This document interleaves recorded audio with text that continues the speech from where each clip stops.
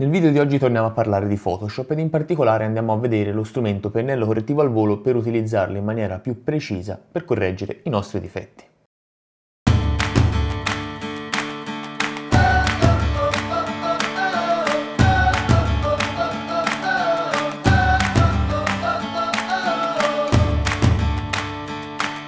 Nel video di oggi vi mostro come utilizzare in maniera sicuramente migliore lo strumento pennello correttivo al volo, uno strumento che tipicamente viene utilizzato per togliere difetti dalle nostre fotografie e oggi lo vediamo applicato su una fotografia tra virgolette di ritratto, ma il metodo può essere utilizzato su qualunque tipologia di fotografia e vediamo come correggere i difetti distinguendoli da quelli più chiari rispetto a quelli più scuri in maniera tale da avere una correzione più omogenea rispetto al colore generale e alla texture presente all'interno della nostra fotografia. Saltiamo all'interno di Photoshop e vediamo fin da subito che zoomando all'interno della fotografia e concentrandoci sul braccio troviamo una serie di difetti, alcuni di colore più scuro, altri di colore più chiaro, alcuni mezzo e mezzo.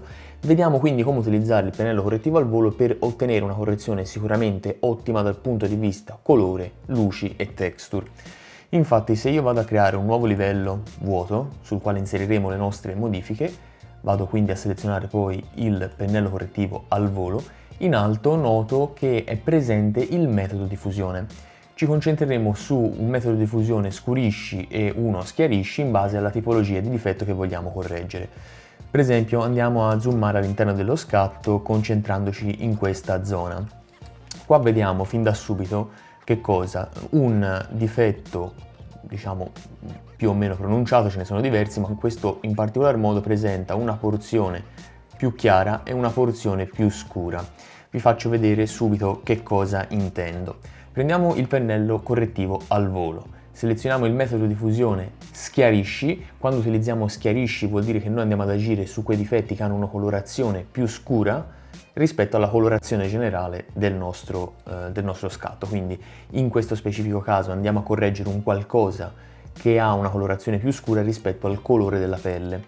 Quindi se io prendo il mio pennello correttivo al volo, vado a fare una correzione di questo tipo, se io faccio un prima e un dopo vedo che la parte più scura del difetto è stata cancellata, ma permane il puntino più acceso, quello più luminoso.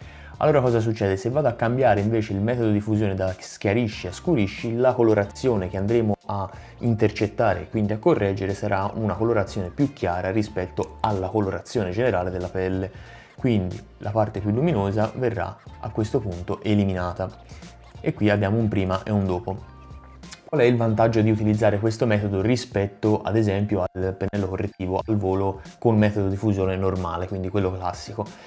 La differenza sta nel fatto che utilizzando due metodi di fusione riusciamo a scindere in maniera completa gli aspetti più chiari e più scuri rispetto alla colorazione generale e quindi la correzione sia per quanto riguarda il colore che per quanto riguarda la texture è assai più mirata e precisa. Quindi questo ci consente di ottenere dei risultati sicuramente più veritieri, più precisi e in particolari zone della fotografia, essendo questi appunto dei calcoli automatici, vengono realizzati in maniera molto più accurata da parte ovviamente di Photoshop. Quindi il consiglio è sempre quello di utilizzare questo pennello correttivo al volo in maniera oculata, in maniera limitata, con molta precisione e questo è un altro aspetto da tenere in considerazione se vogliamo ottenere un risultato di sicuro effetto.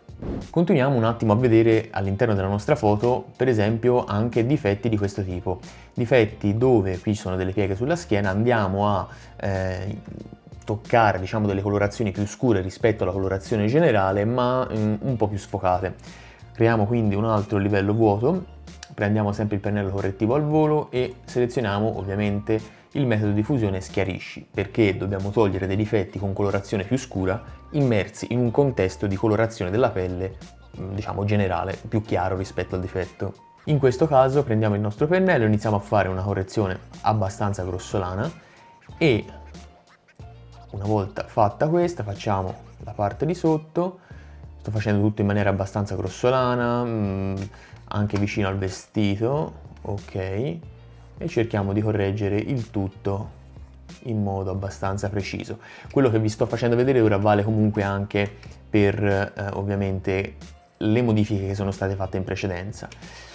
Adesso quindi vi mostro un metodo per rendere il tutto più veritiero, cioè noi con questa tipologia di modifica adattata ai colori più scuri e più chiari dei difetti cerchiamo comunque di ingannare l'occhio per ottenere un risultato d'effetto. Mi spiego meglio.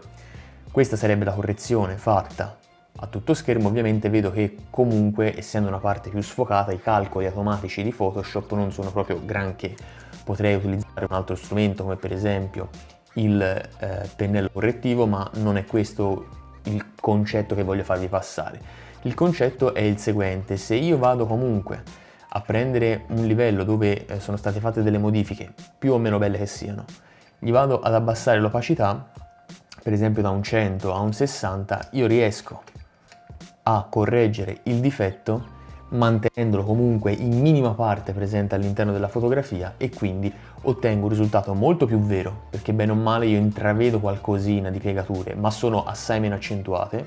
Per esempio potremmo farlo anche al 45%, e il tutto è assai più veritiero. Ma attenzione, ho fatto questa modifica utilizzando i metodi di fusione schiarisci o scurisci in base al tipo di difetto, e questo mi permette di amalgamare al meglio le modifiche fatte con il contesto generale della fotografia, texture e colore.